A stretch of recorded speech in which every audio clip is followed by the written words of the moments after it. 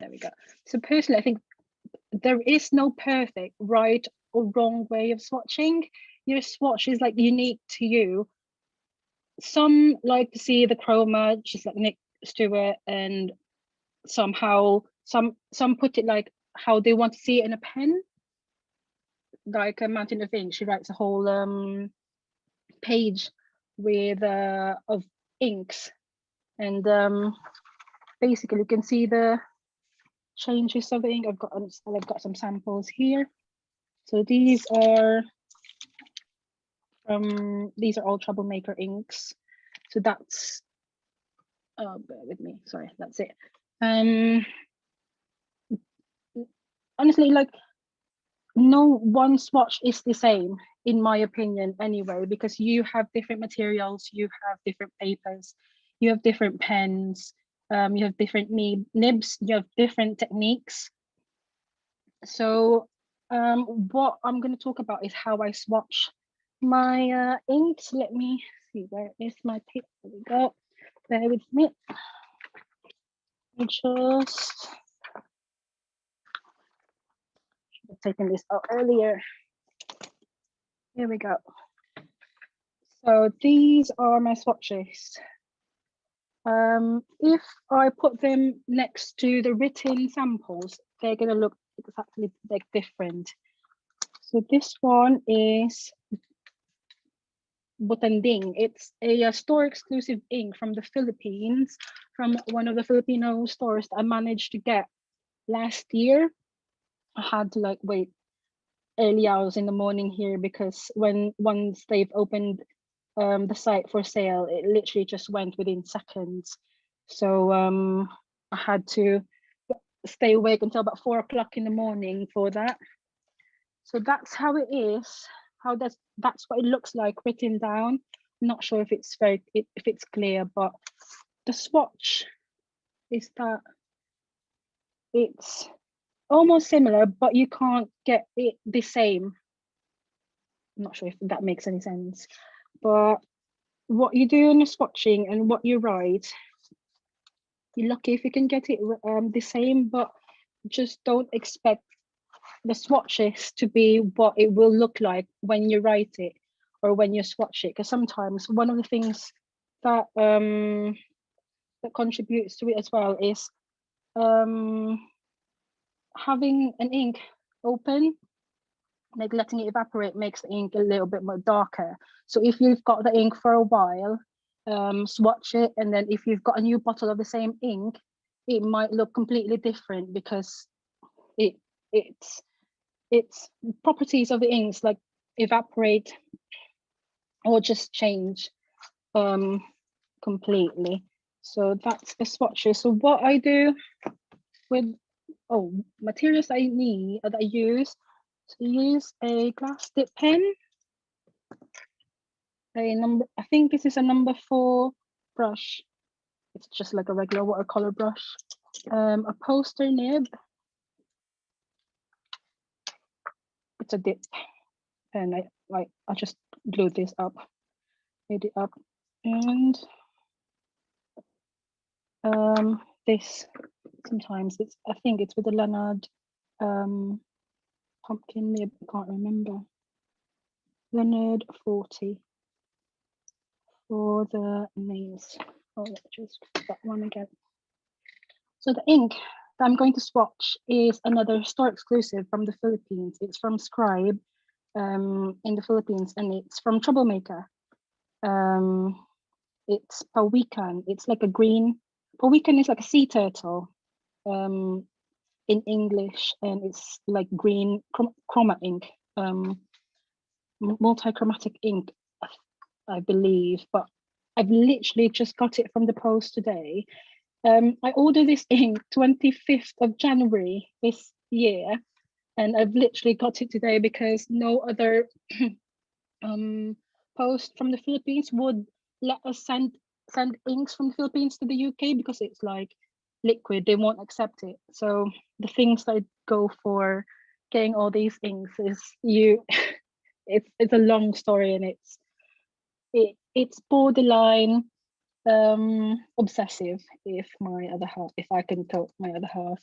Yes, no, I've actually it wasn't posted. I've actually asked a friend of mine to bring it over to me from the Philippines, and she literally just posted it yesterday, and I got it today. So perfect timing, and I can use this to swatch tonight. And I've got the City of London set from Blue Black as well, together with the same post. So if anybody's not familiar with it, it's a store exclusive ink from Blue Black in Korea. So I ordered this in the Philippines January of this year as well. They were doing a group buy, and well, I'm a magpie, as to quote Jodo, when it comes to like exclusive inks. So I've literally just got them. I'll try and swatch them, a few of them later on if time permits. But with this, this is how I do my swatch. I start with writing the name of the ink at the bottom. It's just easier to write it first before swatching it, because I'll just find it easy like that. Usually with the bottled inks I get, I decant them into smaller pots, but since I don't have time for that right now, I'll just go dip straight into the bottle. So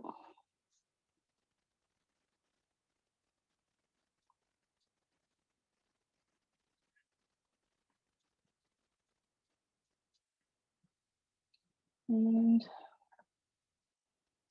we can.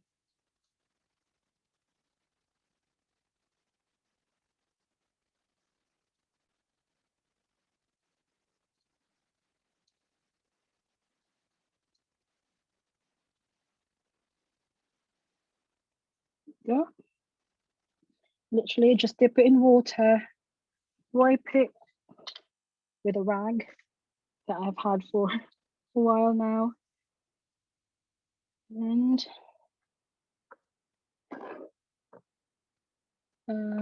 with this number 4 brush,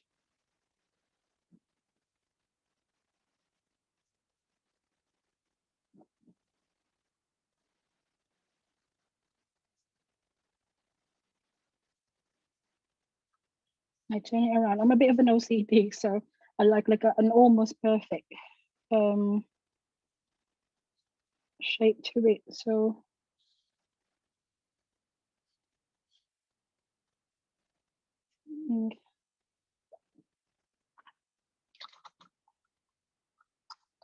that's how I do my swatches on these cards. I forgot to mention, these are Buckingford 300 ink. Here we go. 12 sheets, can't remember. CP acid free archable watercolor paper that I got from the range. Not sponsored, I just like it. Yes, it does look like a darker sea glass. Let me go grab that and I'll put it next to each other. To be fair, it look almost the same to it, but it does look a bit the same, doesn't it? But with this one, I used glass dip pen for this, so it's not as dark as when I used the nib. But we'll wait for that to dry. I forgot to mention that I also have this little swatch book. This is with the Tomoe 60, I think. I can't remember. I got this from Good Impressions like a year ago, and I've still yet to fill it up. Oops. So yeah, that's one of my swatches.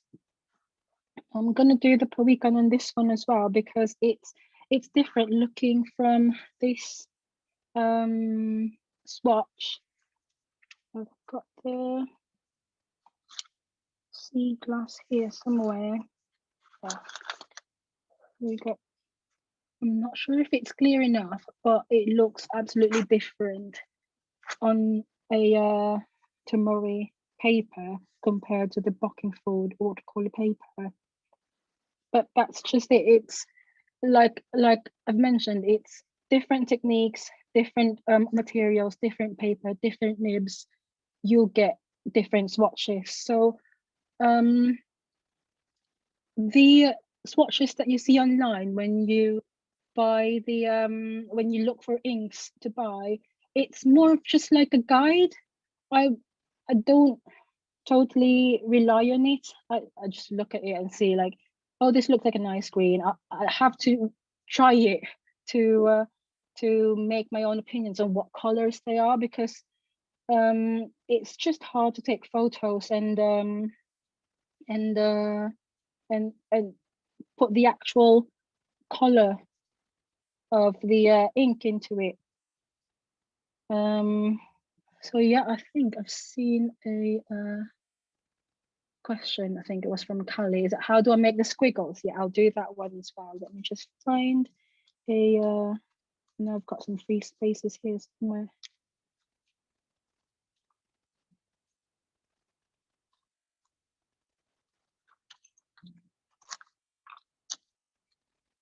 There we go.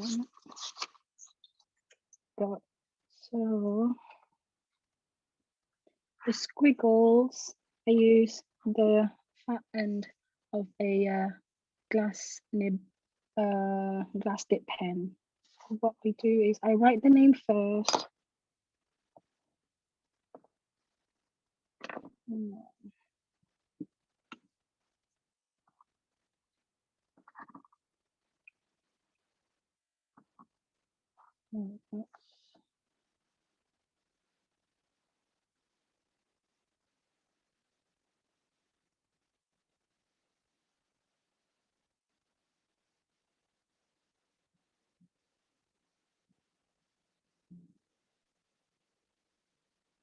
Should have erased the pencil marks really, but hey ho.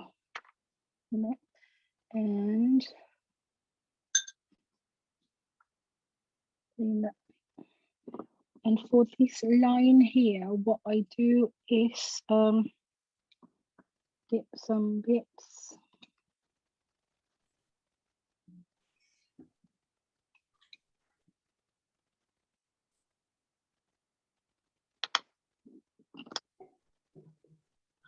Lucy's asking how many inks you've got.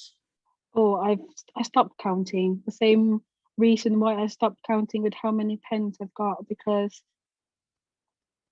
yeah, it's a problem. I'd rather not know how many inks I've got. A lot, but most of them, in my defense, are samples in 5 ml sample bottles. Right. So you don't need to defend yourself. I think everyone agrees. Yeah, I honestly stopped counting them when I ran out of space. So yeah, I don't even want to try counting them, because it just makes me sad and happy at the same time. That's not a really nice feeling at all. So with the squiggles, it's literally that. Nothing, no sorcery, just mindless squiggles on the page. When you're swatching, do you use a variety of different nib widths to actually test your inks? So I tried that. I was gonna try that, like what Mountain of Ink does, but I just see it just felt a little cumbersome to like swap nibs and everything. I tried it with the a Twisby before. I popped on the side, and actually I've only tried it with a small nib and a big nib. So here it is. This was with a Ferris wheel press April showers. Hang on. Wow. Looking for a better color. Here we go. This one is the Morningside Mint. So yes, I tried it with the different nibs with the Twisty because literally just pull the nib out, put a new one in, and then squeeze a bit of ink on the feed, and then you're good to write. So I've tried it, and then I find it's too much physically to do that, and I needed more ink than I usually use, and I don't like wasting ink, so I don't know how much ink to use at first, and I don't want to just like throw it away. I'm a bit of a hoarder, I'm afraid, but I just don't want to like throw it away after. And yeah, I stopped doing it basically, and I just started writing these bits. These was one of the latest ones that I've wrote just the other night. This was with a Colorverse Under the Shade that I got last London Pen Show from Coat Pens. So I just started writing it entries from this book, basically. And yeah, I would very much like to try and do this bit again because it shows like a fine nib, a broad nib, and the 4-stack nib that Jojo gave me as well. It just the 4-stack nib it just looks like the broad nib zoomed in, if I'm making any sense at all. Yeah. The shading is really in your face, which was really nice, but I'm not sure if you can see like the difference. At the start it will get dark because that's where all the inks are from, and then throughout the bottom it'll go lighter, and you just have to continually like push some more ink on the feed or dip it. But yeah, no again, no swatch, no written is the same. Depends on how quick you write as well, how slow you write. The slower you write, the more the ink will pool and the more that it'll make it look darker. The quicker you write, it makes it more less time for the ink to pool and makes it a little bit lighter than when you write slow, in my opinion anyway. But yeah, I think the Pro Weekend is starting to darken. It doesn't look like sea glass at all. It looks like a darker sea glass. But let me see if So somebody's asking whether or not a Pilot Parallel pen would work to do the thicker swatching and writing. Yeah, it does. I've tried it before. I actually do have a couple of parallel pens, but I haven't used them in a while because with the parallel pens, they've got cartridges, don't they? And I prefer the well, actually have got Sailor Storia yellow on this one that I haven't used and I've clearly forgotten.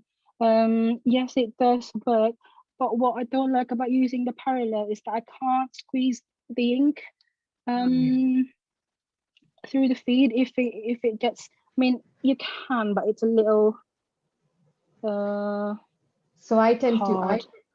don't know if you've tried that, but if you just put the ink in the palette parallel, it gives you a really good flow. Like, Just what do put you the mean? Like dip it? Oh, in dip the it. Eyedropper it. Oh, okay. Yeah. Yeah. So I Oh, can I'm. show you guys later. Could try that. Yeah. Yeah. Oh, yeah. I've stopped using the parallel pens. So yeah. What else on the swatching? Any questions at all? Let me get into the chat so I can have a look. Any questions that I've missed? Somebody's asked how long it would take you to do a page like that. A page like this? Oh, depends if my other half is next door. Depends if she keeps on asking me to do things for her, it takes longer. But if I'm on my own and if she's not here, it's quite quicker. Because even if she knows that I'm doing something, she'll just come in and say, "Can you do something for me?" And it makes it a lot more longer to write a full page. I think this was. I don't just. The thing is with writing all of this, it gets a little harder to concentrate on sometimes. So it can take about an hour sometimes, sometimes less. I don't really have a timeline. I have never timed myself doing this, but when I try and do another one page like this, I'll time myself and I'll let you know. I'll pop it on the comments. Yeah.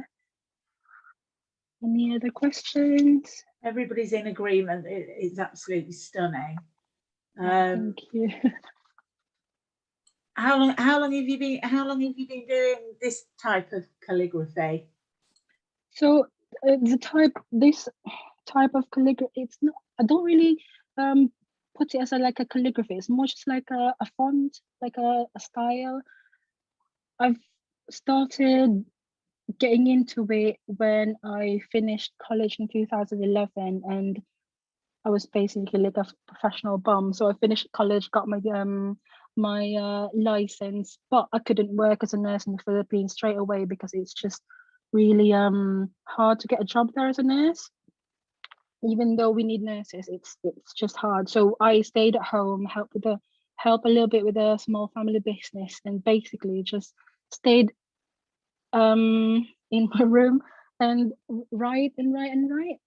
So what I did was look for photos online and try and copy them.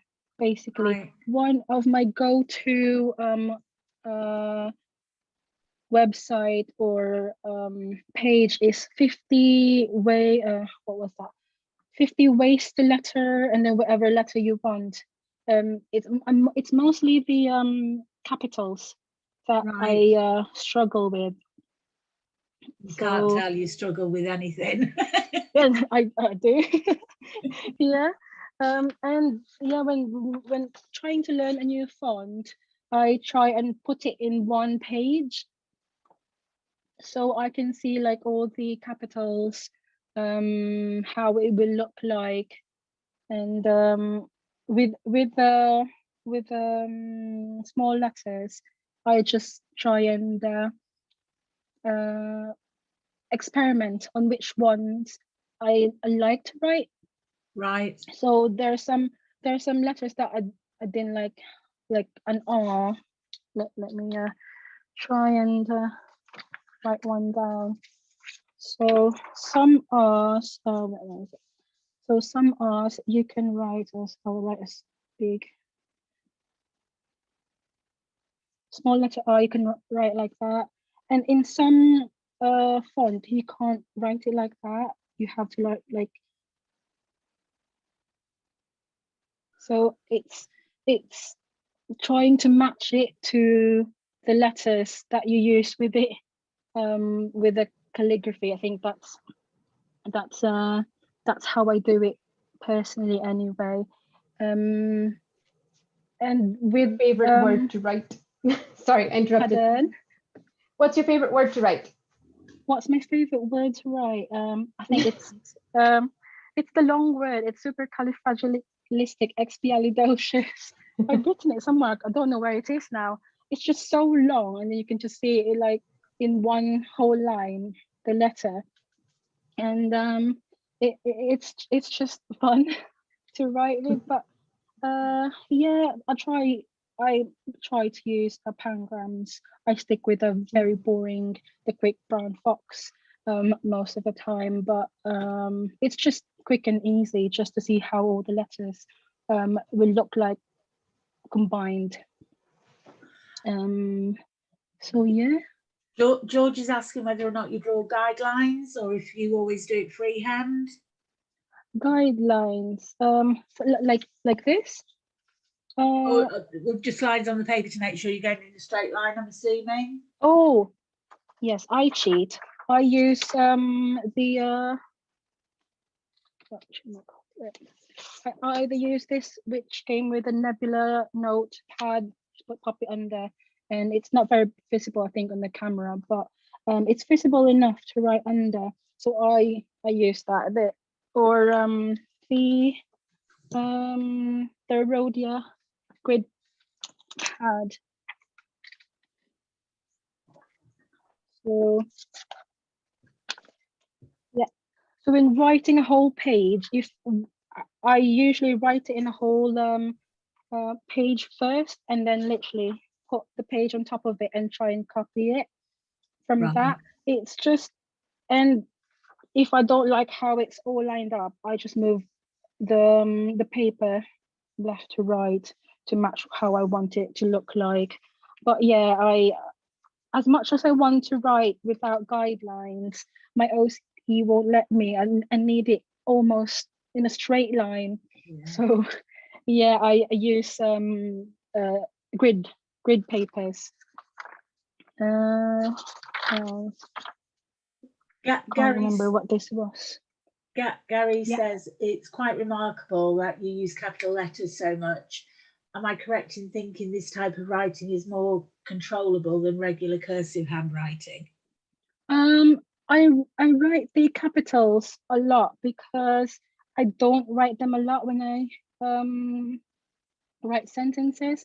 The small letters you can just write straight away, but with the capitals, there's loads of variations to it, and I just like to switch them up sometimes. So that's what I keep on going back to, the 50 ways to letter whatever letter you need.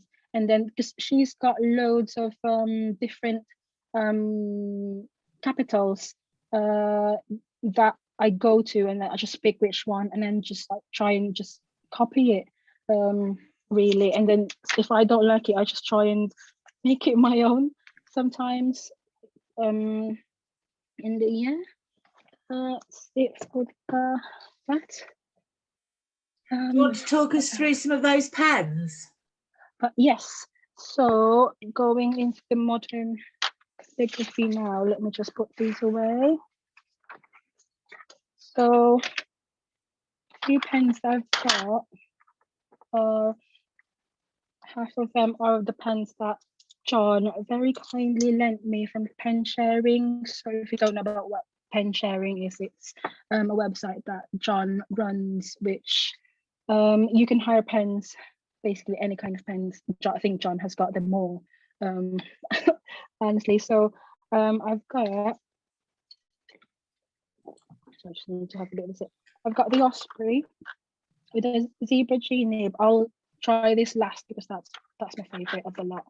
And I'll just gush over it.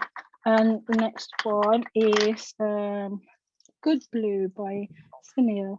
It's actually really, out of the 4, John sent me 5, but I'm too chicken to try the vintage Waterman, so I didn't ink it. I don't want to break it if ever, so I'm gonna leave that on the side. I've got the Osprey, the Good Blue, the Mont Blanc 149 calligraphy, and the Leonardo, is it T1? I can't remember. I think it is. That John sent me. It's the stipula. Oh, stipula. Sorry, my bad. The stipula T1, wasn't it, John? Yes. Yeah, the Model T, with they the call it. Model T, sorry, with a titanium nib. So I think I'll start with this. The ink that I've got on this one is the ink vent of today. It's the Raspberry Party Time, I think it was. Oh, I think I've lost the plot. I can't find it. bear with me while I find ink goes with it. Yeah, there we go. But hopefully everybody's opened their ink pen now. So this is for today. It's party time. I'm not sure if you can see it. So it's really pretty. With like purple shimmer, like violet lavender shimmer, with a little bit of a green sheen to it. So that's what I've used for this one. That's really pretty. So I think it's got a titanium nib, doesn't it, John? Yeah, I think I've got a few pens with the Bock titanium as well, but I'm not sure if these are the same. But they're really soft and really lovely to write. So that's particular. I'm not sure is that close enough. If I can move the camera a little bit closer. There we go. Okay.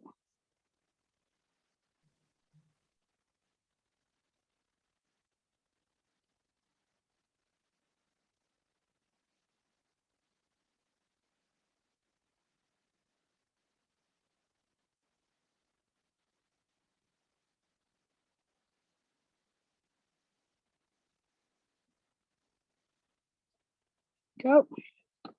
So it's really soft, and I'm afraid to like really flex it, but you can see a really good line variation with this.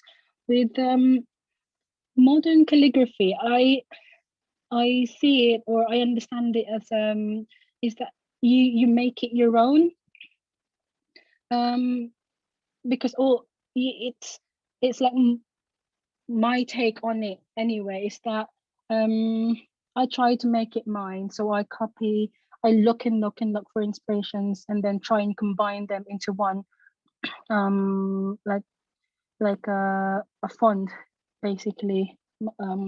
That's what my take is with modern calligraphy. So I really like, it's really soft, this nib, and there's you can see the line variation.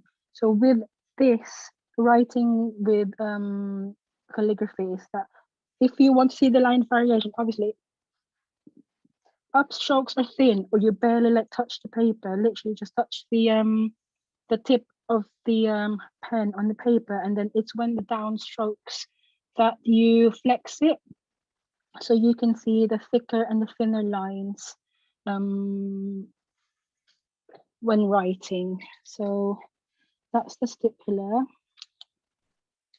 Next one is the Blanc 149 calligraphy. This one is really, really soft as well. I feel like I should get one, but I'm not sure if I can afford it, but I'll try it as well. It's inked with the Troublemaker Botanding. So, and let me write it first. So, really soft. You may be interested to know that the 149 calligraphy is now coming back into stock again into shops. So if you do want to get one, they are coming back into stock again.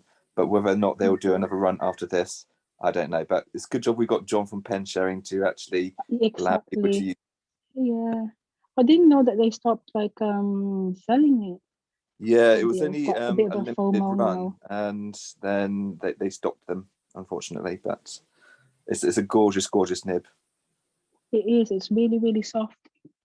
You can see better line variation in this one compared to the stipular Model T with the Mont Blanc calligraphy, and I've actually surprised. I was actually surprised when I started writing it. See the chromatography on the Botanding, because I've never seen it on the small nibs. So I've written this. I'm not sure if you can see it. With the Mont Blanc 149, and you can see the different colors on the of the ink with this, because I think with having the flex nibs, you get best of both worlds. Really, you've got the thin lines and you've got the thick lines. So you will see how, like, it's like having fine and a broad. if that makes sense. So if you write thin, you'll get a fine line, and if you flex down, you'll get a thicker line, and you'll see the line. I meant the chromatography of the inks. It's actually amazing. I'm really surprised how it turned out. The ink and the pen, and I think I've heard yesterday that somebody's mentioned that troublemaker inks tends to run dry, and I totally agree. Some of the troublemaker inks run dry, but the sheens they flow really well. I've had them on different pens, and some of them do tend to stain, but they write really wet. The sheen is it's the standard inks that are the multi-chromatic inks that tends to be dry, but with the Botanique, it's or it actually writes really wet on the Mont Blanc. I'm not sure if it's because of the flex or the feed, but it feels really dry. It writes straight away. I'm not sure if it's just the pen, but yeah, different inks, different characteristics as well. So that's with the Simone. Yeah, the next one up is Good Blue. Aaron says it's good to see the way that you form your letters, because when he's trying to do it, he writes as he normally would, but trying to get the variation. But obviously, so he says it's really useful to see how you're doing it. Yeah, I forgot to mention. Yeah, with calligraphy, you can't write fast.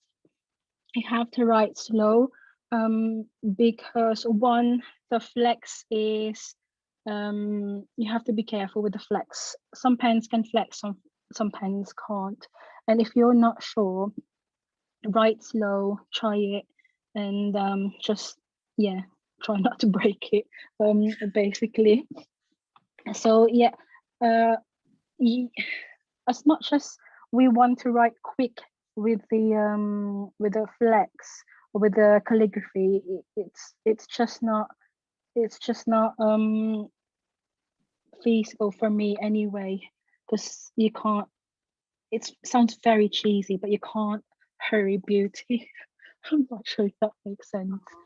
You have to take time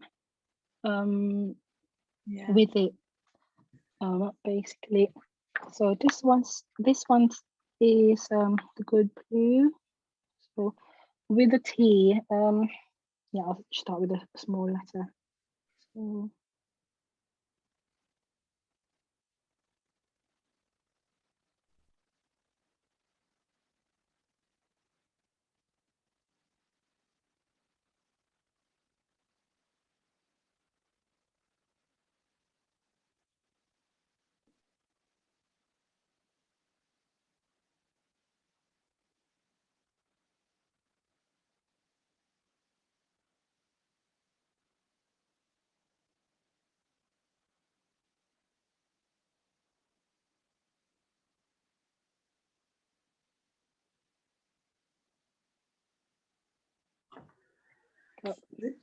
There's a few people, and I'll add myself into it, who say that they could just sit and watch you write.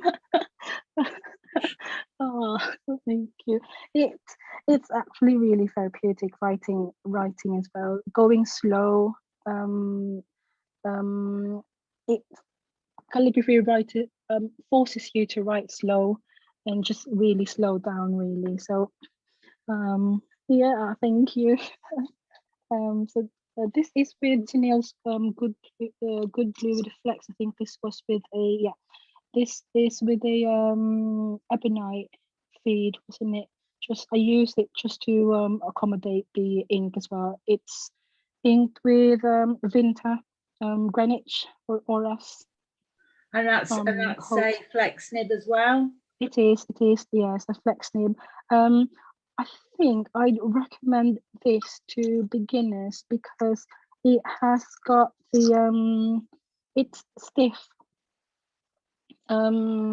It's stiff, but I think it's better for beginners to write to start with a stiff flex rather than jumping straight into a softer one such as the G nib, because you really would want to try the control first, see how you go up and you go down with a stiff nib. That's actually really helpful for me anyway. I'm not sure if it's going to be the same experience with you guys, but I'd recommend the Good Blue for beginners, if you wanted to start with a modern calligraphy. It's really nice.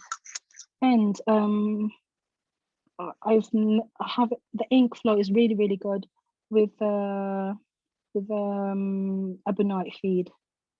So yeah, I'm really quite impressed. I think Sunil's going to talk tomorrow as well. And the last, Hannah's asked a really important question. How are you not covered in ink all the time? I actually don't know. I did have some on my index finger the other day, because I forced a bit of ink on this and it just went into my finger. But yeah, I just try to not spill any ink, because I feel like it's a waste if I spill it even on me. I just feel like it's a waste. It's the hoarder in me.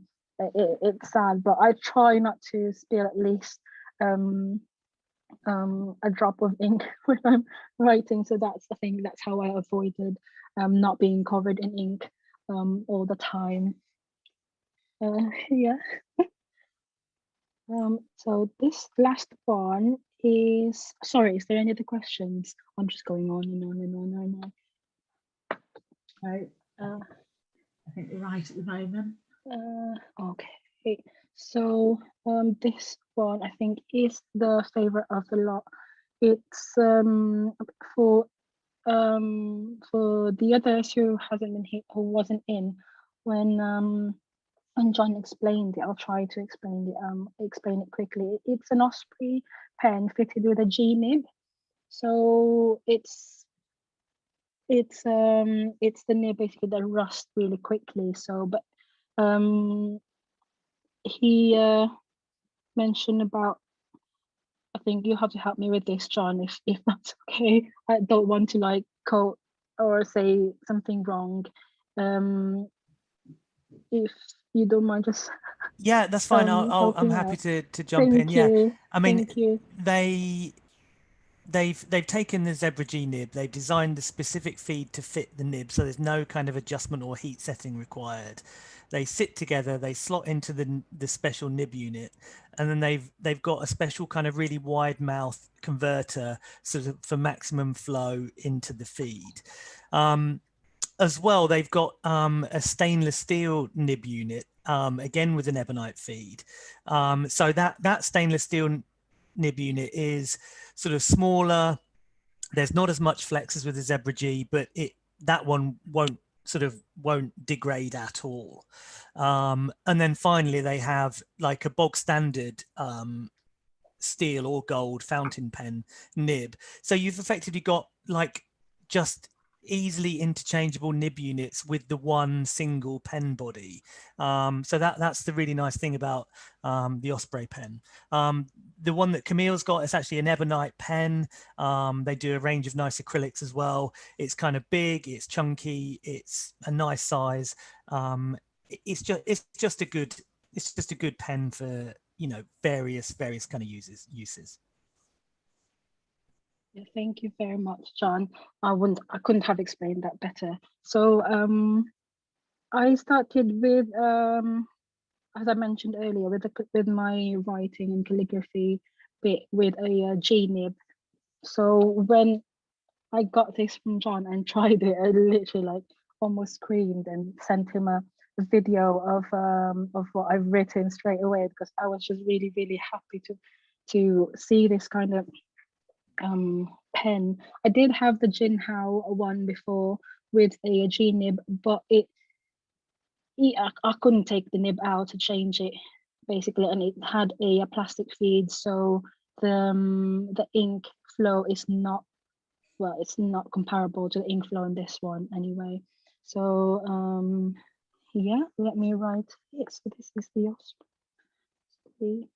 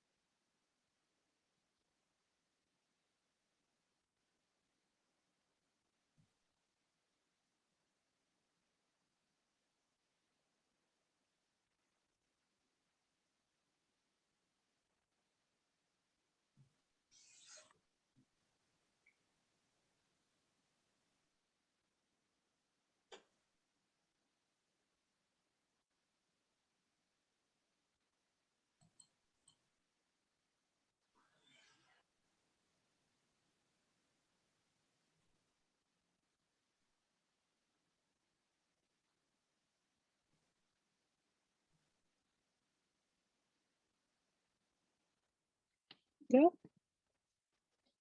So that is with the G-nib.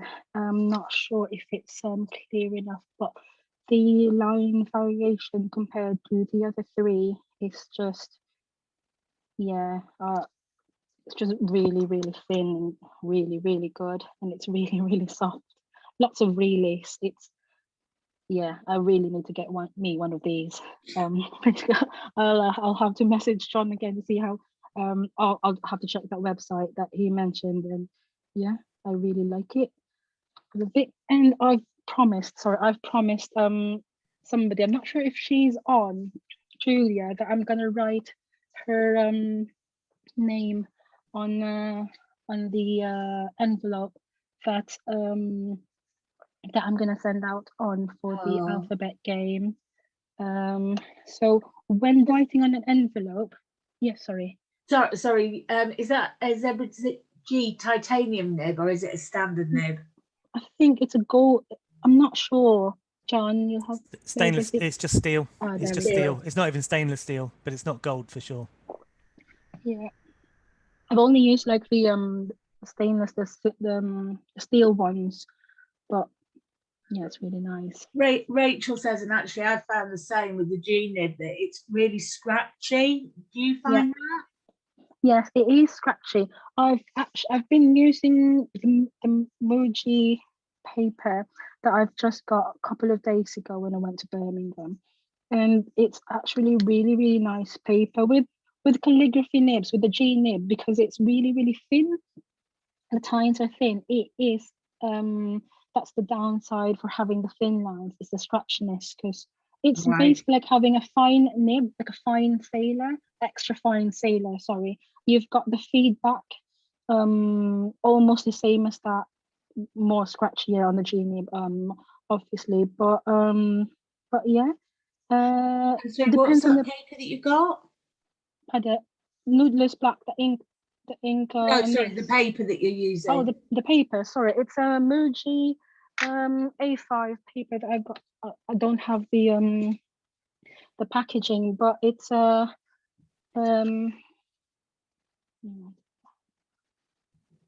Muji. Cool, thank you. Yeah, they've got shops in everywhere. But I popped them in these. So it came in a whole packet, like a 90 pages, I think. So yeah, the paper is really soft, really smooth. I didn't have a lot of catch with the nib, which was really good. And the back, it's actually, and I think it's just the how the light shows it, but there's no bleed through. Yeah. Cool. Yes, what was I gonna write? Oh yes, Julius. I almost forgot. Yeah. So when Writing with envelopes. I've literally just finished writing a work colleague's hang on. Not sure if that's working. I've literally just finished writing a work colleague's wedding invites. So I had all the set up and it's on A5, so it's perfect like set up for me. So with that, I tend to write it with pencil first, just so I know how to space it, make sure that I don't go over the envelope. So write it with a paper, with a pencil, and then just almost trace it, or if it feels like I need more space, I just start a little bit before where I started it anyway. So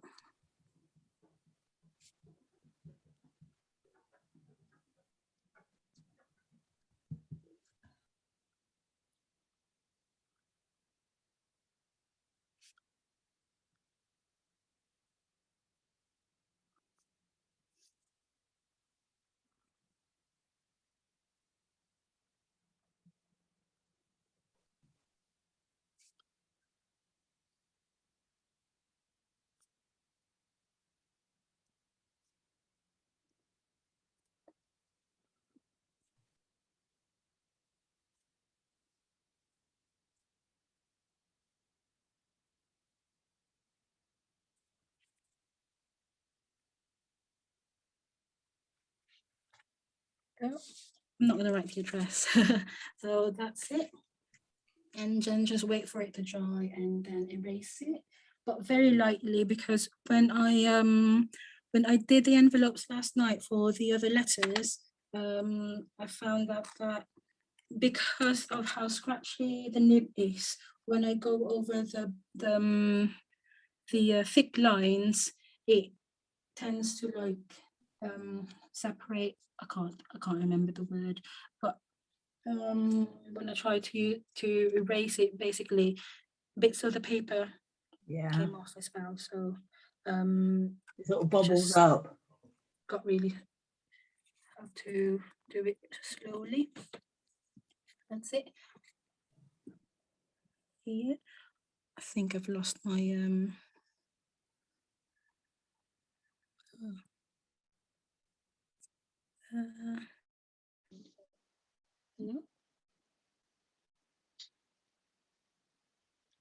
Okay.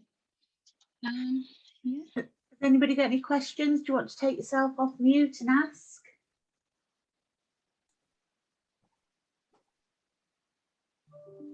Hi, I'd love to see some of your normal handwriting.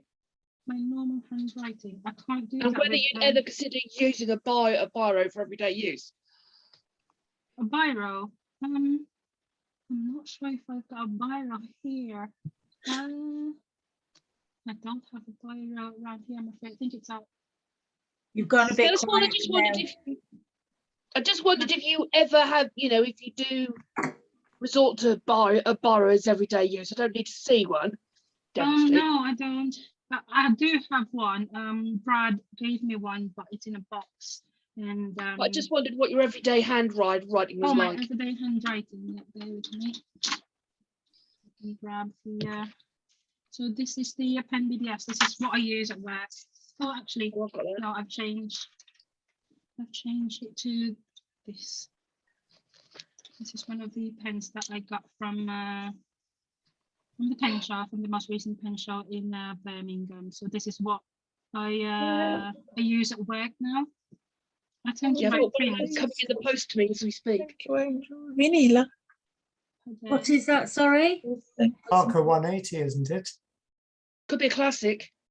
I think it's a classic. Parker classic. I can't remember. Yeah, I tend to write on it or print at work. It's just quicker. So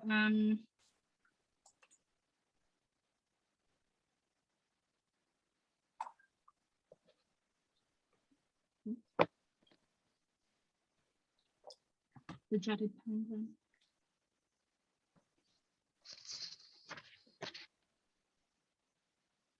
Do you always write in capitals? most of the time, yeah, it's just I just find it a little more legible if I write capitals quickly at work. So yeah, that's my very quick squiggle. Oh, one thing I forgot, by the way, with flex nibs is I know that we've got different ways on how to write, how to hold, sorry, it depends when we write. But with flex nibs, I find that to lengthen the nib, to make it last longer, to write it in this sort of position. So I'm not sure if we can see it. So you write like that, tines like straight. I'm not sure if I can call it below, but straight.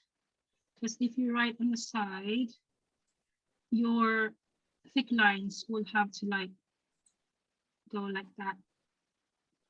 You can't like go thick. I don't even want to try it.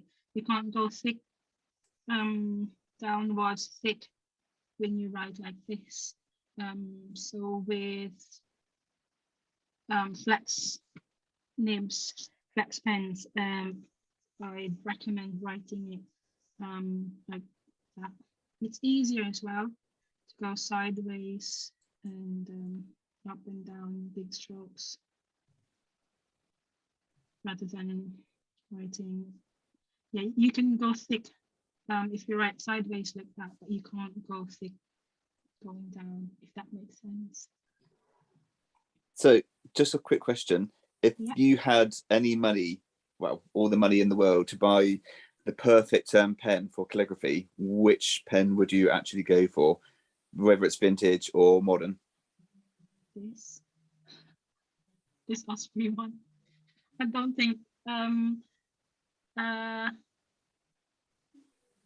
with the type of calligraphy that I write, I'd literally get this Osprey.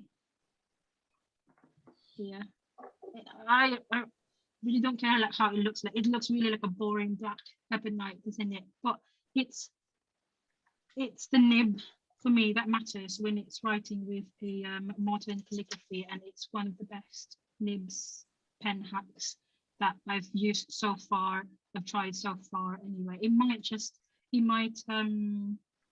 might not have tried all. Well, I definitely haven't tried all of them, but so far, this is by far one of the best flex nib pens that I've used. So yeah, I'd get an Osprey. I suggest you do try that vintage Waterman. I have one with a gold nib, and they're far superior, I've found, to the modern calligraphy flex nibs. Yeah, I love my vintage golds. Yeah, I've tried flexing it, and it's without an ink, and I don't know, it just makes me really scared to use it. It's a lot. Go for it. Go for it. Go for it. Go for it. It's I think you should do pen. it. Definitely do. It's a lovely pen. It does write really well, and it flexes beautifully. Kamille, I think the nibs are actually very resilient. I think people are scared of vintage nibs, but actually the vintage gold nibs are actually more resilient than you think. Than the they could modern put up with ones. me, so. Yeah. So I think put your new ink in that you got today. Go for it. No pressure. I feel very pressured, but I will. Yeah, I'll give in. I'll try it. Am I right to use this ink on it, John? Yeah, absolutely fine. Yeah. So, and I think I've only used a leather pen before once, and I'm not very familiar with either because I'm just scared. So that's it. So just pull the lever down until down. Yep. Like or that. out. Yeah, exactly. Yeah, So pull it out, and then so pull it further. Inside. Exactly, till it's about 90 degrees. 90 degrees. Yeah. I really don't want to break it. You won't. Don't worry. They're easily fixed. So when the lever's at about 90 degrees, then slowly just sort of push it back up into its proper position, and that will release the sac, and it will just suck the ink up into the sac. think I've done it.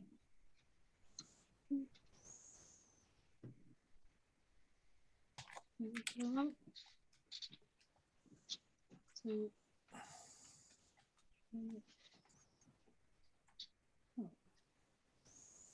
right.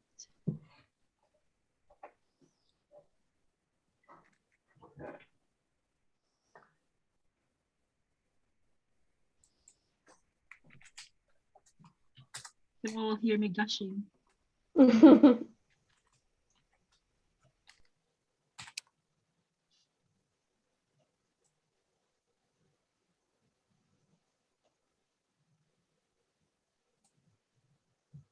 Oh, yeah. Good, right? Yeah, it's really, really good. I think this is really a second to Oh, it's lovely, yeah. to You'd like to the put mine down? Osprey. It's much It's softer, very right, as well? Osprey. Yeah, very, yeah, definitely a second to the Osprey. That's really soft. Very nice. Forgot to share this one as well. So that's the whole page of the Osprey that I've written. I've got a really old Mentamore, which is actually, it's all battered and bruised. The clip is missing. The brass rings are out of shape. But oh, the nib. Just I have a writes Mentmore and it's beautifully. lovely. Yeah, I do. That page is amazing with the Osprey. That looks phenomenal. Yeah, yeah, the G nibs are just really, really nice. Yeah, but try lots of the older gold flexible nibs. They are nice. I did have one which was splattery, which I had to return. Yeah, I think that's one of the things that I'm going to look out for the next pen shows, because I've just started with this and this, and yeah, I might look into the flex nibs next pen show. I have a Yeah. 1920s De La Rue pen and it's got the best flex ever. It's beautiful. Well worth looking for a vintage. Ooh, yeah. That's it. Oh, any other questions or anything else I've missed? We'll both try now. I was just asking earlier if you got a, somebody's done a link, lovely. 50 ways to letter the alphabet lettering worksheets. I think that was Gary. Thank you very much. Yeah. It's literally, I can't remember the whole web page, but every time I need to check, I've literally just typed on Google 50 ways to letter, right, and it's one of the first few, it's one of the first pages that'll turn up. So it's quite easy to. It's much darker. Yeah, it does. More like pink, more brown. Pinky brown than the sea glass, isn't it? Yeah. Beautiful. It's nice. It does. So do you have a favourite ink?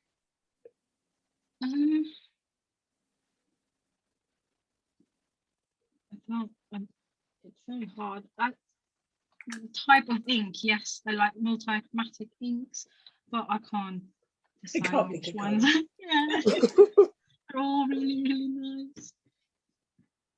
Yeah.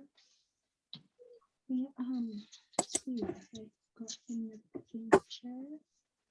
Anybody got any more questions? It's not a question, but I was just going to say, actually, if anybody is interested in the Osprey, obviously you can either get hold of it through me to try it, or I actually have got a discount code for ospreypens.com if you want to buy direct, and the discount code is pen sharing, all one word. Thanks, John. Is that link available on the Phantom Pens UK Facebook group on the pinned topic? It isn't, no, because nor usually my discount codes are kind of only available once you've actually sort of, tried the pen through pen sharing. But I'm just making this one available tonight because obviously Kamille has just given such an incredible demo of it. It's just mind blowing, basically. Mine's a more general question about Tomo River. What's the best successor? Because I'm hearing they're stopping making it. Does anybody know? Yeah, I think the they're actually- successor is literally called the successor, isn't it? Yeah, Is it I was just really? gonna say that they are making a successor, but I don't think there is. So I'm a paper connoisseur, I guess, a little bit, but I'm sure there are other people in the group who know a bit more about it than I do. But essentially, there isn't exact same paper available anymore. There isn't really a successor. They are going to make one, but it's going to be from a different supplier. And from what I've heard from Japanese paper makers, or even Japanese in general production, they're very strict about how they make it, and they have a very strict quality control. So even if the supplier is changing, they can't have the same name or the same to it. So good impressions. So the notebook that Kamille showed, the shop owner Nuria, she's really good. She's really knowledgeable about it. So she's my, I guess she's my supplier. Your my go-to. horn. Yeah. So she's getting some new Tomoe River in stock as well. So if you want, reach out to her. Yeah, I will do. Thank you. I highly recommend also checking out Yeah. Inky Rock's YouTube channel, because she Oh, did I a like her. review. Yeah. She Yeah, did she's good. recently a review on the new paper, which she managed to squirrel off some samples of. So yeah, and she liked it. She liked the new one. Good. I'll look it up. I like her stuff. I've never used Tomio River. When I've looked it up, it's always been really pricey. I just wondered what all the fuss was about. Because It's a really I nice don't want to thin go spend paper. a lot of money for a paper I don't like. It is expensive. So open and honest, it is more expensive than most papers out there to get a notebook of Tomoe River paper, but it handles ink really well. But as you can see, Kamille just used a different kind of paper, which performs just as well, I assume. But It's really nice. First time I've used it, but it's and really, it's really probably nice. half the price or just less than that for the number of sheets. I think the 90 sheets I got for 10. I think it's 10 quid for the 90 sheets. I'm not 100% sure, but it's about 10 quid, yeah. I'd say it depends what you want to use your paper for. If you're doing swatches like that, then, and you want to see the absolute best of everything a particular ink can do, then probably Tomoe River is, I'm no expert, but everything that I've looked, like Mountain of Ink and all the other reviews, that's where you will get the best qualities of the ink to come out. But if you are using it to just letter write or note take or journaling, then I think there are maybe other and money. It all comes down to what are your priorities, doesn't it? Do you have a lot of time and not much money and not many inks, or do you have a lot of fairly expensive inks that you'd want to show their absolute best qualities? So it might be worth investing in what appears on the face of it to be more expensive. So I think it's a little bit how long's a piece of string, but first off, what do you want to use it for? What do you want to show off? And then what's your budget? But if you can persuade friends and family to buy you some new old stock Tomoe River, I think you wouldn't go back. I love the stuff, but I do use others as well because of the cost. I think it brings out the shading, certainly the multi-shaders, they leap off the page where they wouldn't on a normal sheet of paper there. It's amazing. It makes such a huge difference. And the sheen, I've And noticed. the sheen. Yeah. I would say if you can get one to swatch and just to see what your ink can do, and then you can decide whether you want to write on it every day. I personally never used to write on it every day, but recently I started and I kind of can't go back now. But honestly, there are other affordable papers. I don't use it for work because I find it too wasteful to use it for work. I use like a Rhodia notebook or even something cheaper that you can find. But essentially, it is worth trying. Definitely, I would invest in one, and then you can make your own mind about it. Just before we carry on chatting, I'm just going to stop the recording.